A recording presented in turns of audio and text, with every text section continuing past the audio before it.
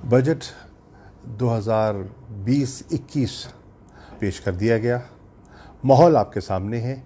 काश ऑपोजिशन का जो रवैया कुछ संजीदा होता तो बेहतर होता। बहरनौ ऐसा होता है, हम आदी हैं। अब देखिए, इस साल का जो बजट पेश किया गया है वो गैर मामूली हालात में पेश किया गया है। कोविड-19 ने दुनिया को माशी तौर पर हिला के रख दिया। यकीनन पाकिस्तान पर भी उसका इम्पैक्ट हुआ है। अगर आप देखें तो हमारा जो जीडीपी इनकम लॉस हुआ है वो 3000 अरब का हुआ है। इसी तरह हमारी रेवेन्यू कलेक्शन में जो ड्रॉप आया है लॉकडाउन की वजह से, मईशत का पहिया रुक जाने की वजह से, वो 800 अरब का है। अब आप देखें कि हमारी जो बरामदात थी उसमें भी आप जुलाई से मार्च को देखें तो उनमें इजाफा हो रहा है, और जब से कोविड आया मार्च से जून तक यकदम उनमें एक आप देख रहे हैं डिक्लाइन दिखाई दे रहा है। डेट पेमेंट्स जो हैं, जो आपने माजी की हुकूमतों ने जो कर्जा जात लिए हुए थे उस पर जो हमने प्रिंसिपल देना है, जो सूद चुकाना है, वो हमारे बजट का बहुत बड़ा हिस्सा कंज्यूम कर जाता है। ये पीटीआई की गवर्नमेंट ने ये कर्ज़े नहीं लिए, ये पिछली हुकूमतों के कर्ज़े हैं जो हमने अदा तो करने हैं। तो ये भी एक बहुत बड़ा बोझ है। उसके लिए इमरान खान साहब और ये हुकूमत कोशिश कर रही है कि हम जो इंटरनेशनल फाइनेंशियल इंस्टीट्यूशंस हैं उनसे रियायत मांगे, सिर्फ पाकिस्तान के लिए नहीं, पूरी डेवलपिंग वर्ल्ड के लिए। और मुझे खुशी है कि G20 ने कुछ रियायत दी है और पेरिस क्लब ने भी कुछ रियायत दी है। लेकिन जो इंटरनेशनल फाइनेंशियल इंस्टीट्यूशंस हैं, हमारी तवज्जो उस तरफ मरकूज़ है ताकि हमें कुछ रिलीफ मिल सके और जो मज़ीद वसाइल हमें दस्तयाब हों वो हम रोज़गार पैदा करने के लिए और गुर्बत मिटाने के लिए खर्च कर सकें। 2020-21 के बजट की जो खसूसियत है वो ये है, जानते हुए कि हालात मुश्किल हैं, हुकूमत ने कोई नया टैक्स नहीं लगाया, लोगों पे इजाफी बोझ नहीं डाला, बल्कि जो माजी का बोझ था उसको हल्का करने की कोशिश की है।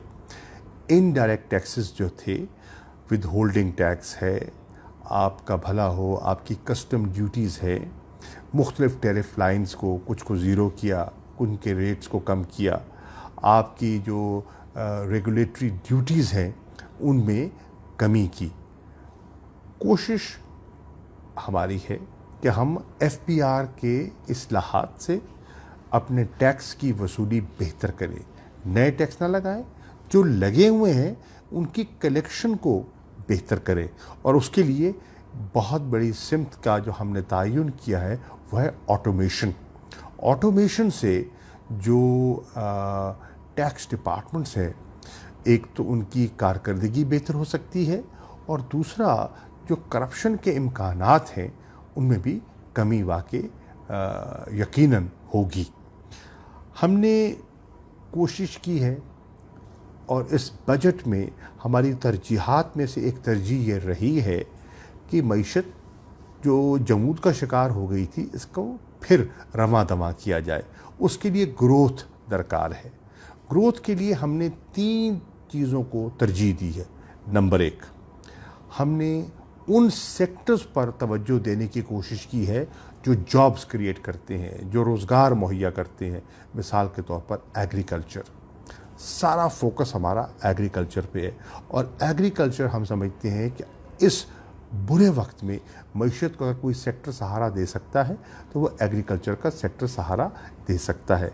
चुनाचे हमने एक लमसम एलोकेशन रखी है, ब्लॉक एलोकेशन रखी है एग्रीकल्चर के लिए, और एग्रीकल्चर के साथ आबी वसाइल के लिए 70 अरब रुपया सिर्फ आबी वसाइल के लिए रखा गया है। एग्रीकल्चर के लिए जो टिड्डी दल का एक हमला हुआ है उसके लिए 10 अरब की खतीर रकम रखी गई है, 50 अरब की एक और एलोकेशन रखी गई है एग्रीकल्चर के लिए। तो इससे हम समझते हैं ग्रोथ पैदा होगी। दूसरा सेक्टर جو روزگار بھی دے سکتا ہے اور گروتھ بھی دے سکتا ہے، اور وہ ہے آپ کا کنسٹرکشن سیکٹر. اس پر توجہ دی گئی ہے. بہت سے ایسے اعلانات کیے گئے ہیں، ایسی مراد دی گئی ہیں، انسینٹیوز دیے گئے ہیں کہ لوگ اس سیکٹر میں انویسٹ کریں، اور اس کے ذریعے جو اس کے ساتھ ایفیلیٹڈ جو انڈسٹری ہے وہ بھی چلے اور اس سے روزگار بھی پیدا ہو.